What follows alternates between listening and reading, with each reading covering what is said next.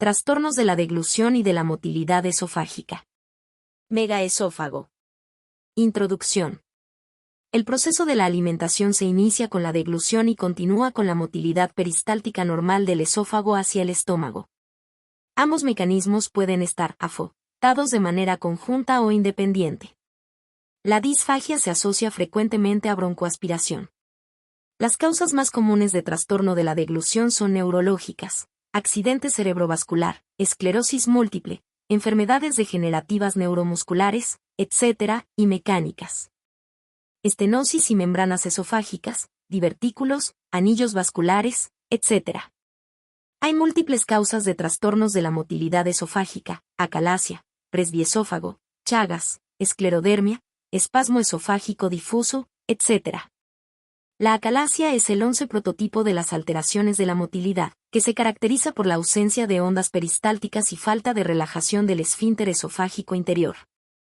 El examen con manometría confirma estas alteraciones. Exámenes videodeglución y esofagograma es el examen de elección. El registro con video permite analizar en cámara lenta todo el proceso y observar las alteraciones de las ondas peristálticas primaria, secundaria y terciaria. Permite documentar la broncoaspiración con pasaje del contraste desde la faringe hacia la laringe, tráquea y bronquios, que produce tos y a veces broncoespasmo. Hallazgos en la acalasia: se observa al esófago dilatado, con escasa o nula actividad peristáltica. De acuerdo con el tiempo de evolución se observa una menor o mayor dilatación del esófago, megaesófago, frecuentemente con restos alimentarios en su interior. El esófago termina en un delgado canalito, signo de la cola de ratón o pico de ave, por encima del cardias. Un signo distintivo es la ausencia de cámara aérea gástrica. Si está asociada a un megaesófago, prácticamente hace el diagnóstico. Cuando el megaesófago es voluminoso se puede observar incluso en la RX de tórax. Causa ensanchamiento del mediastino, puede haber un nivel hidroaéreo y se observan múltiples burbujas pequeñas, mezcladas con contenido alimentario y líquido. Otras causas de megaesófago incluyen la enfermedad de Chagas y las estenosis benignas o malignas de esófago y cardias. En el Chagas el megaesófago puede asociarse a megacolon y miocardiopatía. El diagnóstico se hace por la epidemiología y el laboratorio. En la esclerodermia el esófago se encuentra dilatado y atónico, pero, a diferencia de la acalasia, el bario pasa más fácilmente hacia el estómago y no hay estrechamiento inferior en cola de ratón. En el espasmo difuso del esófago hay contracciones terciarias no propulsivas, dolorosas, con zonas dilatadas y contraídas, esófago en sacacorchos o arrosariado. Enfermedad por reflujo gastroesofágico. Introducción. Es la enfermedad más frecuente del esófago y afecta periódicamente al 25% a 40% de los adultos. Los principales mecanismos de defensa contra el reflujo y sus consecuencias son la acción del esfínter esofágico inferior con la zona de alta presión y la motilidad normal del esófago. Su alteración favorece el reflujo, hernia hiatal, obesidad, tabaco, alcohol, progesterona, anticolinérgicos, etc.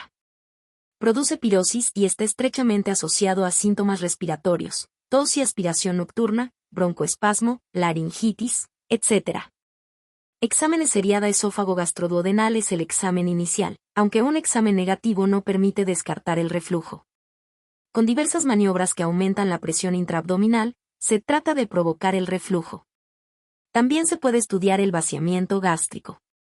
Sin embargo, el rol más importante de las imágenes es demostrar alteraciones anatómicas como hernia gástrica hiatal, estenosis por esofagitis crónica, úlceras, etc. También está indicada para el control posoperatorio, fundoplicatura, para valorar la eficiencia antirreflujo y demostrar complicaciones, por estenosis, fístulas, etc. Examen con MN del vaciamiento gástrico y del reflujo es un examen más fisiológico 11 para evaluar ambos fenómenos. Se utiliza sobre todo en niños, usando una bebida marcada con tecnesio 99. O otros exámenes en niños también se está utilizando la eco para detectar reflujo gastroesofágico. La manometría y pemetría esofágica son los métodos más sensibles y específicos, se realizan colocando sondas bajo guía radioscópica, hallazgos pasaje retrógrado del bario desde el estómago hacia el esófago. Disminución de las ondas peristálticas, anillos, hernia hiatal y estenosis esofágicas. El examen con doble contraste mejora la detección de esofagitis, pequeñas ulceraciones, engrosamiento y modularidad de los pliegues, y neoplasias. Cáncer de esófago asociado a esofagitis crónica. Hernia gastroesofágica o hiatal. Introducción. La hernia hiatal se produce cuando parte del estómago se desplaza hacia la cavidad torácica, a través del hiato esofágico del diafragma. Es más frecuente en los ancianos. Hay dos tipos principales. Las hernias por deslizamiento, son la gran mayoría. Ascienden el esófago abdominal, el cardias y parte del estómago. Las hernias paraesofágicas, son raras. Solamente pasa una parte del techo gástrico, pero el cardias permanece por debajo del diafragma. Exámenes seriada esófago gastroduodenal es el examen de elección. Otros exámenes. La mayoría de las hernias hiatales son halladas incidentalmente en RX y TC de tórax, realizadas por otras causas. También se diagnostican mediante endoscopía digestiva alta, donde además pueden identificarse signos de esofagitis, esófago de Barrett, estenosis por reflujo, etc., hallazgos característicamente. La bolsa herniaria está por encima del diafragma, por detrás del corazón y por delante de la columna. Figura 4.4, contiene aire o un nivel hidroaéreo y se rellena con el contraste oral. Con frecuencia se produce reflujo gastroesofágico y esofagitis, aunque reflujo y hernia no siempre coinciden. La clave radiológica para el diagnóstico de las hernias por deslizamiento es que el cardias se ubica por encima del diafragma, mientras que en las hernias paraesofágicas permanece por debajo. En las hernias pequeñas, que son las más comunes, es necesario demostrar que hay un ascenso patológico de la unión esofagogástrica, signo del anillo mucoso, anillo de Schatzky. En el esófago a pocos centímetros por encima del diafragma. Identificación de 5 pliegues mucosos o más por encima del diafragma, que indican que se trata del estómago y no del esófago. Pérdida del ángulo agudo entre el esófago abdominal y el estómago, ángulo esófago gástrico o de His. En la hernia paraesofágica el estómago herniado asciende paralelo al esófago, puede complicarse con un vólvulo. Esofagitis. Las causas son múltiples. En los adultos generalmente se asocia con reflujo gastroesofágico y hernia hiata L en los niños, con la ingesta accidental de cáusticos. Otras causas incluyen alcoholismo, fármacos, radioterapia, infecciones, candidiasis, herpes, etc.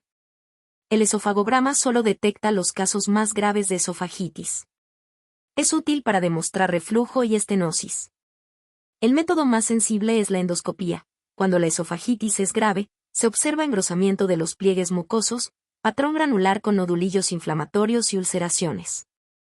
La estenosis es la complicación más frecuente, especialmente asociada al reflujo, estenosis en el tercio inferior, y la ingesta de cáusticos, múltiples zonas de estenosis, con esófago afinado y rígido. En los pacientes con reflujo y esofagitis crónica pueden desarrollarse metaplasia de la mucosa y esófago de Barrett, que aumentan el riesgo de carcinoma de esófago. Varices esofágicas. Son causadas por hipertensión portal asociada a cirrosis hepática u otras causas menos frecuentes. Las varices se localizan principalmente en la región gástrica y esofágica inferior. La endoscopía es el método más sensible y evalúa mejor el riesgo de sangrado. La seriada gastroduodenal muestra las varices submucosas en el esófago inferior y techo gástrico como cordones o imágenes serpiginosas. La ecodoppler, así como la TC y la RM de abdomen con contraste EV, también pueden demostrar signos de hipertensión portal y varices. Aumento del número y el tamaño de las venas esofágicas, perigástricas y del hilio esplénico. Dilatación de la vena porta y de sus afluentes, venas mesentérica superior y esplénica. Puede observarse trombosis de la porta y sus ramas, signos de cirrosis avanzada, hígado pequeño y nodular, esplenomegalia. Ascitis y engrosamiento de las paredes intestinales por edema, en los casos más graves. Tumores del esófago. Introducción. El tumor benigno más frecuente es el leiomioma y el maligno es el carcinoma. El leiomioma se origina en la pared, por debajo de la mucosa, y deforma la luz del esófago de manera extrínseca. El carcinoma, de tipo escamoso en su mayoría, se origina en la mucosa y puede crecer de manera vegetante o infiltrante. Exámenes seriada esófago gastroduodena / diagonal permite demostrar la estenosis orgánica y si la lesión es intrínseca o extrínseca. TC de tórax y abdomen sin y con contraste oral y EV. La TC se utiliza para la estadificación inicial del carcinoma y para demostrar extensión al mediastino, adenopatías regionales y metástasis. La TC convencional es limitada para estudiar la luz del esófago. Puede mejorar su detalle con neumo-TC, insuflando el esófago con aire. Otros exámenes. La endoscopía es el mejor método para estudiar la mucosa esofágica y efectuar la biopsia, aunque a veces no puede franquear estenosis muy severas. La ecoendoscopía se emplea para evaluar el grado de invasión de la submucosa y de la capa muscular de la pared. El examen PET/diagonal TC con glucosa marcada se utiliza para la estadificación prequirúrgica y sobre todo para buscar metástasis recidiva y para evaluar la respuesta al tratamiento. Hallazgos. La tránsito esofágico doble contraste permite distinguir la compresión extrínseca de la luz del leiomioma, con ángulos suaves, del compromiso intrínseco, con ángulos marcados, del carcinoma. El carcinoma produce estenosis fija, diferente del espasmo esofágico, que es cambiante. Puede ser localizada o extensa, generalmente de contornos irregulares. El patrón de crecimiento puede ser vegetante, polipoide o en anillo, o infiltrante, paredes rígidas, con mayor compromiso de la pared esofágica. Ambos tumores pueden ulcerarse. Es necesario efectuar el diagnóstico diferencial entre estenosis esofágicas benignas y malignas. Las benignas, generalmente producidas por esofagitis crónica asociada a reflujo, suelen ser centrales, alargadas y de paredes lisas. Las malignas con frecuencia son irregulares y con luz excéntrica.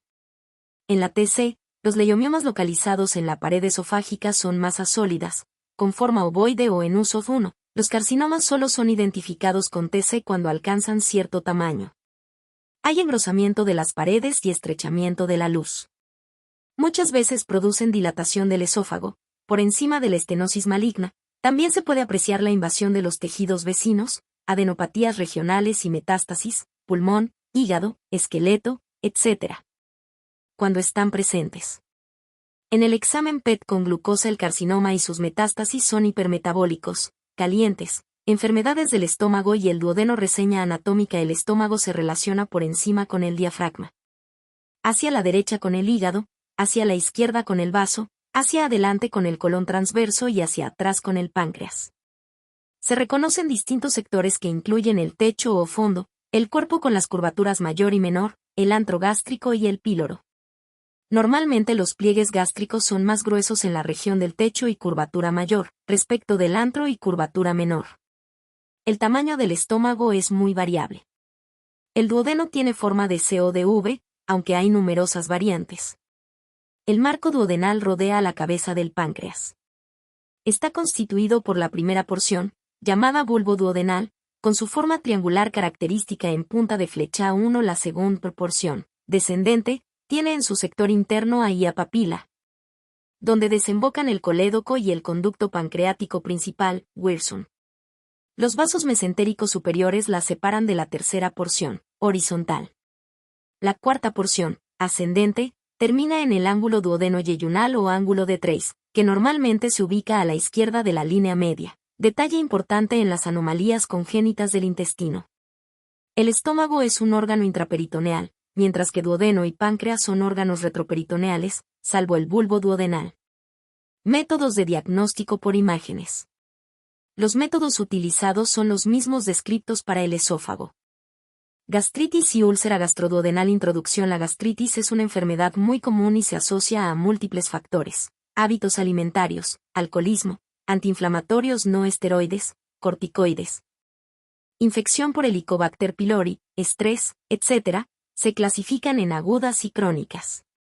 Las gastritis erosivas son una de las causas más frecuentes de hemorragia digestiva alta. Las úlceras pépticas se asocian a factores similares a la gastritis y duodenitis. Son mucho más frecuentes en el duodeno que en el estómago. Las úlceras gástricas se localizan sobre todo en la curvatura menor, pero pueden estar en cualquier sector. Aproximadamente 5% son malignas, carcinoma. Casi todas las úlceras duodenales se ubican en el bulbo y son benignas. Un 10% a 20% de las úlceras son múltiples, por EJ síndrome de Sollinger-Ellison, por un gastrinoma. Las complicaciones más frecuentes son hemorragia digestiva, perforación, bloqueada o no, Obstrucción parcial. Las úlceras vulvares y antrales próximas al píloro pueden causar pilorismo, con distensión gástrica y vómitos. Los avances en el tratamiento con bloqueantes de la secreción gástrica, anti-H2, y con antibióticos para el Helicobacter pylori han reducido la frecuencia y gravedad de las gastritis y las úlceras gastroduodenales. Exámenes seriada gastroduodenal. El examen con doble contraste es más sensible para detectar signos de gastritis y úlceras. Otros exámenes. La endoscopía es el método de elección para el diagnóstico. La biopsia permite distinguir las úlceras gástricas malignas.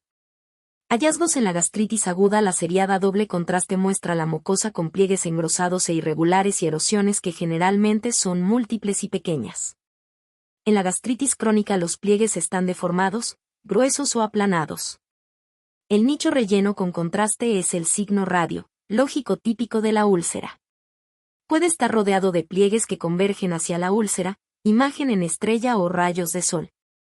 Cuando la enfermedad ulcerosa genera fibrosis y retracción, produce la deformación del estómago en reloj de arena, o del bulbo duodenal en 11 hoja de trébol puno.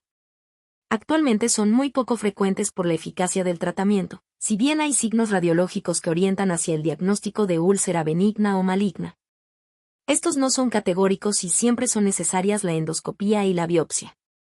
Algunos signos que sugieren malignidad son el nicho encastrado en el tejido tumoral que produce imágenes en meseta, pliegues convergentes irregulares, amputados y dispuestos anárquicamente, por la invasión tumoral. Tumores gástricos. Introducción. Los tumores más frecuentes del estómago son similares a los del esófago. Entre los benignos el más común es el leiomioma y entre los malignos el carcinoma, adenocarcinoma en su gran mayoría. Otros tumores a considerar son, entre los benignos, pólipos adenomatosos, fibromas y lipomas y entre los malignos, linfoma, leiomiosarcoma y GIST, gastrointestinal estromal tumor.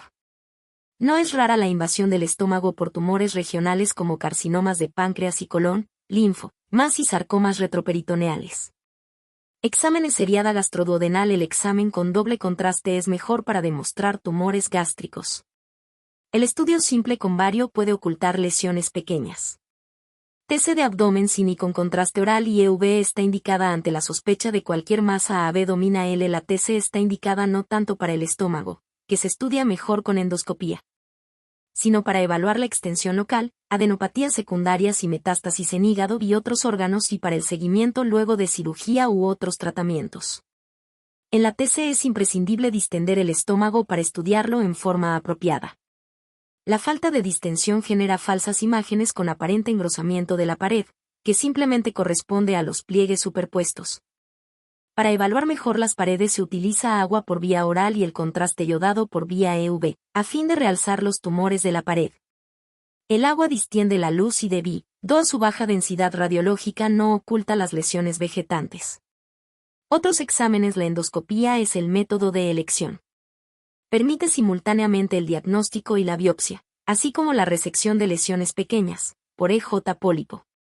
El examen PET/diagonal TC con glucosa marcada se emplea sobre todo para la estadificación, detección de recidiva y control de respuesta al tratamiento. Hallazgos. Los pólipos pueden ser únicos o múltiples, de tipo pediculado o sésil. Todos los pólipos deben ser biopsiados por la posibilidad de cáncer gástrico. Los pediculados se movilizan con la peristalsis gástrica, con los cambios de posición del paciente y con las maniobras compresivas del operador. El leiomioma se ubica en la pared gástrica y produce compresión extrínseca de la luz. El carcinoma crece en la mucosa, generalmente de manera vegetante, polipoide o infiltrante. Puede ulcerarse. La TC puede demostrar el engrosamiento de la pared, la extensión hacia el tejido adiposo abdominal y órganos vecinos, adenopatías regionales y metástasis. Son frecuentes los implantes peritoneales. En general es una neoplasia agresiva.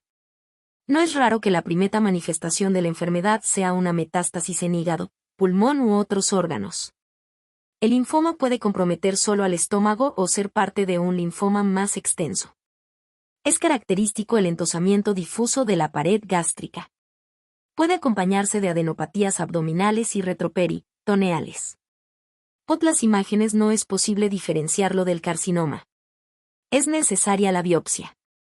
Perforación gástrica se debe a complicaciones de procedimientos endoscópicos, traumatismos y dehiscencia de suturas quirúrgicas. Se estudia con TC y seriada gastroduodenal, usando yodo como medio de contraste. Se observa salida del contraste a través de la solución de continuidad en la pared gastroduodenal. La TC muestra líquido y gas libre en la cavidad peritoneal. La eco también puede demostrar líquido libre en el abdomen. Estenosis hipertrófica del píloro se observa en neonatos y lactantes. Característicamente comienza entre las 2 a 12 semanas de vida. Es más frecuente en los varones. El niño vomita en forma continua y puede tener complicaciones graves, por EJ, deshidratación, alcalosis metabólica, etc. En la actualidad el examen de elección y el primero a realizar es la eco. Muestra directamente el engrosamiento del músculo pilórico, que se puede medir. Se observa el signo de la cuerda o canalito 11 por elongación del canal pilórico, y distensión gástrica, no si ha vomitado recientemente. La seriada gastroduodenal se utiliza solamente cuando la historia no es típica o cuando hay vómitos biliosos que pueden deberse a una obstrucción duodenal o yeyunal. También muestra el signo del canalito 11. El signo del hongo 11 por el aspecto que toma el bulbo duodenal y el píloro elongado, tallo del hongo 11. Enfermedades del intestino delgado. Reseña anatómica. El ángulo duodeno-yeyunal o ángulo de Treis se ubica a la izquierda de la columna. La raíz del mesenterio se dirige desde el ángulo de Treis hasta la región cecal, en la fosa ilíaca derecha. Por el mesenterio circulan la arteria y la vena mesentérica superiores, que nutren al intestino. El yeyuno se distingue por sus pliegues delgados en forma de hoja de helecho 11 y por su ubicación en el sector superior e izquierdo del abdomen. El íleon tiene pliegues pequeños y sus contornos son más lisos. Se ubica, y en el sector inferior y derecho del abdomen. Las asas intestinales son intraperitoneales y se ubican dentro del marco colónico. Se relacionan prácticamente con todos los órganos de la cavidad abdominopelviana. El intestino delgado se une al ciego mediante la válvula ileocecal. Métodos de diagnóstico por imágenes. El intestino delgado es el sector más difícil de estudiar del tracto digestivo. En general está fuera del alcance de la endoscopía y el examen radiológico no es sencillo. La RX simple de abdomen de pie y acostado es útil cuando se sospecha abdomen agudo, V más atrás. Puede demostrar dilatación de asas, niveles hidroaéreos, etc. En el apartado de abdomen en general hemos tratado la obstrucción intestinal o ileo, por lo que no reiteraremos estos temas. El tránsito intestinal con contraste oral bajo control radioscópico ha sido el examen clásico de intestino delgado. Luego de que el paciente ingiere el bario, se realizan radiografías periódicamente, siguiendo el progreso a través del intestino hasta llegar al ciego. El tiempo de tránsito es muy variable, incluso en pacientes normales. El tránsito intestinal convencional tiene limitaciones. Solo se registran algunos momentos de todo el proceso, las lesiones pequeñas pasan desapercibidas y el estudio puede llevar mucho tiempo. El tránsito intestinal con enteroclisis bajo radioscopia es superior al convencional. A través de una sonda nasoduodenal se introduce de manera continua contraste varitado, que es propulsado con metilcelulosa o aire. Se logra un relleno más parejo del intestino, con mejor detalle de la mucosa y menor tiempo de examen. La enteroclisis está contraindicada en los pacientes con obstrucción colónica. Actualmente se prefiere cada vez más la entero-TC, que estudia el tránsito intestinal bajo control tomográfico. Puede realizarse ingiriendo abundante cantidad de agua, con metilcelulosa o manitol, o mediante sonda y enteroclisis. Inyectando contraste yodado EV durante el estudio, se pueden demostrar áreas hipervascularizadas en procesos inflamatorios activos, por EJ enfermedad de Crohn, etc., y tumores, por EJ carcinoide, etc. Tiene la ventaja de mostrar en forma simultánea la luz y la pared intestinales, así como el compromiso extraluminal, por EJ adenopatías, fístulas, etc.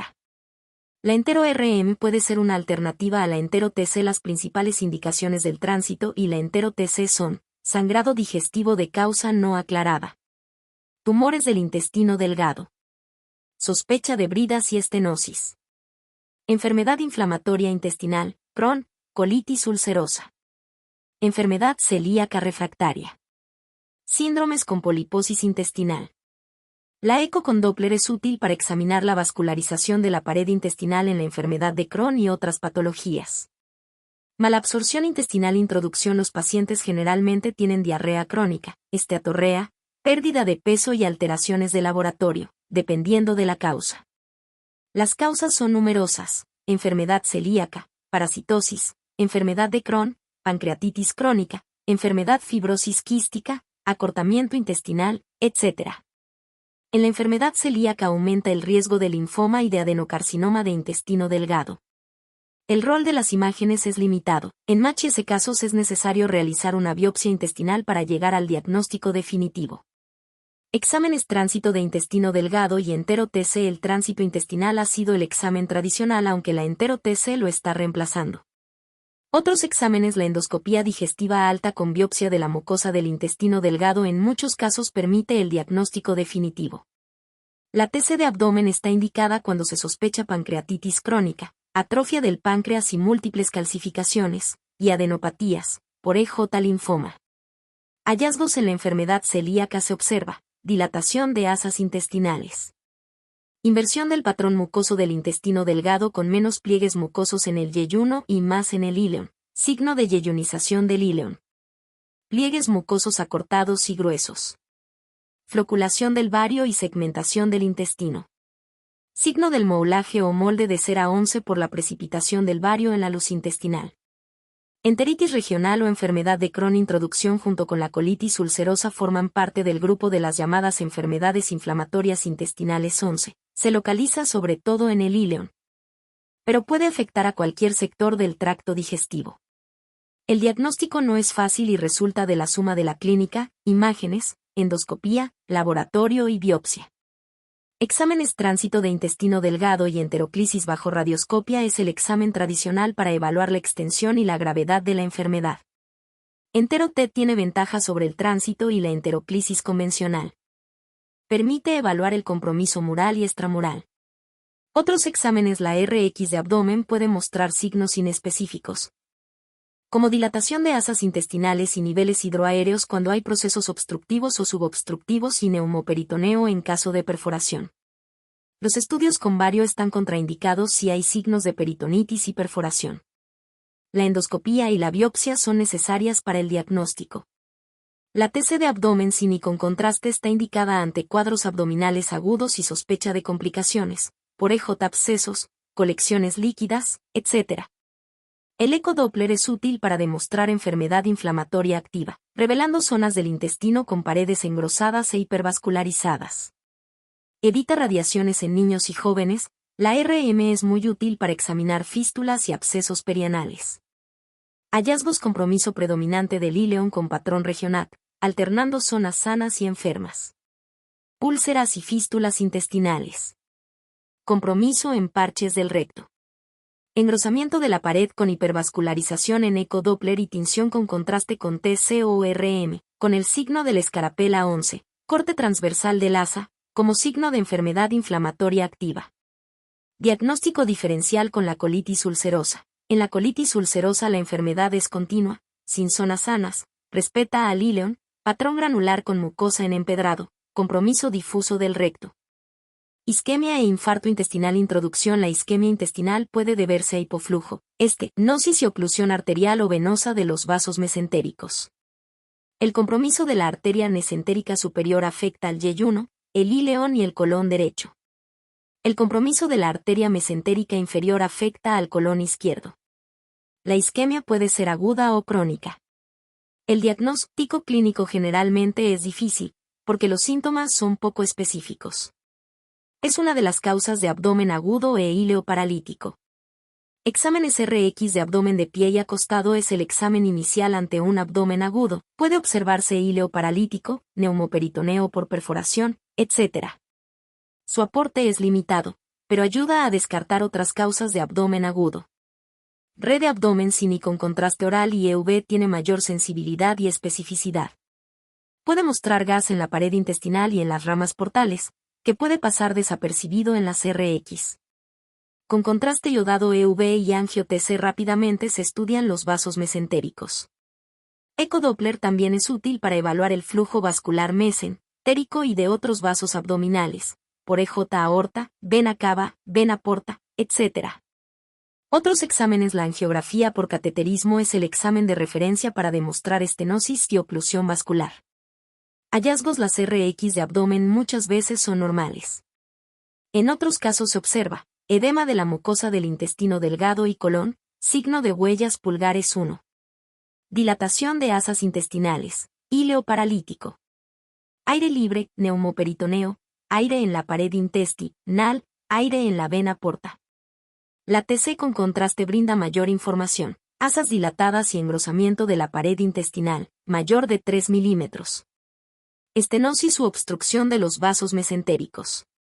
El contraste EV en fase arterial puede demostrar trombosis de la arteria mesentérica. Enfermedad aterosclerótica grave en la aorta y sus ramas principales. Líquido o aire libre intraperitoneal, signo grave de perforación. Neumatosis intestinal y gas en la vena porta, signos graves de necrosis de asa.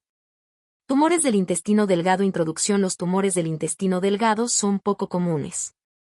Los benignos, pólipos amartomatosos, adenoni, lipoma, etc., predominan sobre los malignos, adenocarcinoma, carcinoide 1 GIST, linfomas, etc. También hay que incluir a los implantes peritoneales secundarios, por EJ cáncer de ovario, colon, páncreas, estómago, etc., que pueden asentar sobre asas intestinales. Los carcinoides son tumores neuroendocrinos malignos. Algunos SPN de baja agresividad y lento crecimiento, pero otros son más malignos y producen metástasis en el hígado. Algunos son funcionantes, producen hormonas, y otros no funcionantes. Los primeros pueden causar el síndrome carcinoide, diarrea, enrojecimiento de la cara, broncoespasmo, etc. Los tumores estromales gastrointestinales o GIST, gastrointestinal estromal tumor, pueden ser benignos o malignos. Son poco comunes. Se originan en la pared, en cualquier parte del tubo digestivo 1, pero la gran mayoría lo hace en el estómago y luego yeyuno ileón. Exámenes tránsito de intestino delgado o entero T pueden detectar estenosis y tumores murales. TC de abdomen sin y con contraste EV puede mostrar los tumores, así como compromiso ganglionar y metástasis a distancia. La TC con contraste identifica las lesiones hipervascularizadas, carcinoide, GIST, etc. Otros exámenes. La RX de abdomen puede mostrar signos de obstrucción intestinal. La medicina nuclear con SPECT, Single Photon Emission Computed Tomography, empleando octreotide, un análogo de la somatostatina. Marcado se utiliza para buscar tumores neuroendocrinos que tienen receptores de somatostatina como los carcinoides, gastrinomas, insulinomas y otros. También puede demostrar sus metástasis. El examen PET con glucosa marcada se emplea para controlar la respuesta al tratamiento de los tumores GIST malignos 1 que en muchos casos responden al imatinib. Inhibidor de la tirosina quinasa.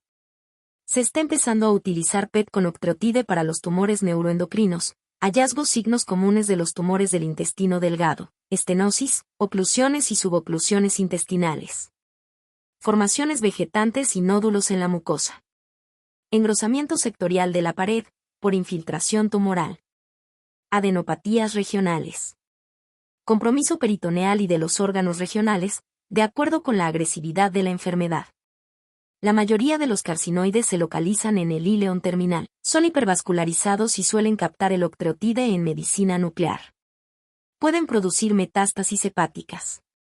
Los linfomas intestinales generalmente se asocian a múltiples adenopatías mesentéricas. Los tumores GIST forman una masa sólida, redondeada, que comprime extrínsecamente al intestino. Crecen sobre todo hacia afuera del tubo digestivo. Es un tumor hipervascularizado que se tiñe de manera completa o en anillo 11 con el contraste EV. Las imágenes no pueden distinguir entre un GIST benigno y uno maligno salvo que existan metástasis en el hígado u otros órganos. El diagnóstico es histológico con inmunomarcación. Enfermedades del colon y el recto. Reseña anatómica. El colon derecho y el izquierdo tienen distinta irrigación y drenaje linfático. El derecho depende del territorio de la arteria mesentérica superior y el izquierdo de la mesentérica inferior. El colon transverso y sus ángulos, hepático y esplénico, se relacionan con las vísceras del abdomen superior, hígado, estómago, páncreas y vaso. El colon transverso, los ángulos y el sigmoide son intraperitoneales. El colon ascendente y el descendente son retroperitoneales. El recto es infraperitonea L. El colon sigmoideo y el recto se relacionan con la vejiga y los órganos genitales internos. En la mujer el útero y los anexos y en el hombre la próstata y las vesículas seminales. Métodos de diagnóstico por imágenes. La RX simple del abdomen sigue siendo útil en el abdomen agudo, cuando se sospecha obstrucción del colon. La endoscopía digestiva baja es el examen de elección para evaluar el colon, con la toma de biopsias y la resección de pólipos. El colon por enema simple o con doble contraste, BA, río y aire, bajo radioscopia es el examen principal. Muestra la luz, la mucosa y compresiones extrínsecas, requiere de preparación previa, catárticos o enema. Para evitar confundir material fecal con lesiones. No se realiza preparación cuando se sospecha una oclusión. Se coloca una sonda balón rectal y lentamente se va rellenando el colon, con cambios de decúbito del paciente. El enema debe realizarse a baja presión, particularmente si se sospechan divertículos complicados. Obstrucción o debilidad de la pared, por colitis ulcerosa, isquemia, etc. Como en otros sectores del tracto digestivo, si hay posibilidades de perforación o rotura, se recurre al contraste iodado. La TC de abdomen y pelvis permite examinar la luz, la pared y el resto de la cavidad abdominal y pelviana. Se emplea para la estadificación inicial y el seguimiento. También es muy útil en cuadros inflamatorios e infecciosos agudos, por diverticulitis, apendicitis, abscesos, etc. La colonoscopía virtual con TC no reemplaza a la endoscopía convencional. Pero es una alternativa útil cuando hay estenosis u obstrucciones que impiden el paso del endoscopio o cuando hay dificultades para la endoscopía. Con el colon adecuadamente limpio, tiene una gran sensibilidad para detectar pólipos pequeños. La RM es muy limitada para estudiar el colon, pero se utiliza cada vez más para estadificar localmente el cáncer de recto, para demostrar la extensión al tejido graso mesorrectal, perirectal y adenopatías regionales. Es un método apropiado para evaluar fístulas y abscesos perianales. La RM también es superior a la TC para buscar metástasis en el hígado, que es el órgano target de las metástasis de los cánceres de todo el tubo digestivo. La eco abdominal suele ser el primer examen para evaluar el hígado y puede encontrar metástasis del tubo digestivo. La eco con transductor endorrectal se emplea para estudiar el compromiso tumoral de las capas que forman la pared del recto y su extensión a los tejidos vecinos. El examen PET con glucosa marcada se utiliza en forma rutinaria para la estadificación del cáncer colorectal. Es particularmente útil cuando aumentan los marcadores séricos, CA, K19A9. Con imágenes convencionales negativas, también para buscar recurrencia y metástasis. Apendicitis aguda. Una introducción es la emergencia cumbúrgica abdominal más frecuente. El diagnóstico precoz es importante para evitar la perforación, peritonitis, abscesos abdominales y sepsis. Si el diagnóstico clínico y de laboratorio es muy claro, no es imprescindible utilizar las imágenes. Sin embargo, están indicadas en pacientes con síntomas atípicos, particularmente mujeres jóvenes con cuadros abdominales que pueden ser de origen ginecológico. También en niños y ancianos, en los que la clínica puede ser confusa y en pacientes inmunodeprimidos. Actualmente la ECO y la TC permiten evaluar el apéndice, el tejido graso y el intestino vecino en la gran mayoría de los pacientes. Mejoran la precisión diagnóstica en pacientes con clínica dudosa, evitando cirugías. Sanas.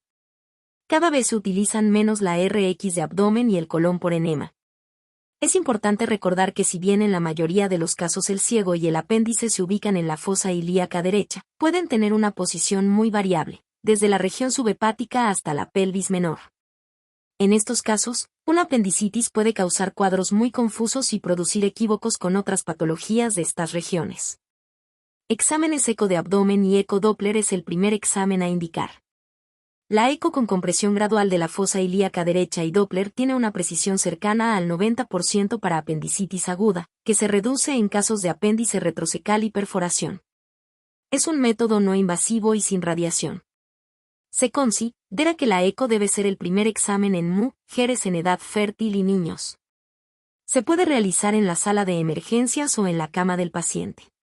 Permite descartar rápidamente otras causas de dolor abdominal en mujeres jóvenes, por quistes anexiales, enfermedad inflamatoria pelviana, embarazo ectópico. Red de abdomen. El examen puede realizarse sin contraste oral y EV, aunque en casos dificultosos el contraste iodado oral y EV pueden ayudar. Tiene una precisión superior a la eco. Es el mejor 111 método cuando se sospecha perforación y para buscar complicaciones, por colecciones líquidas y plastrones inflamatorios.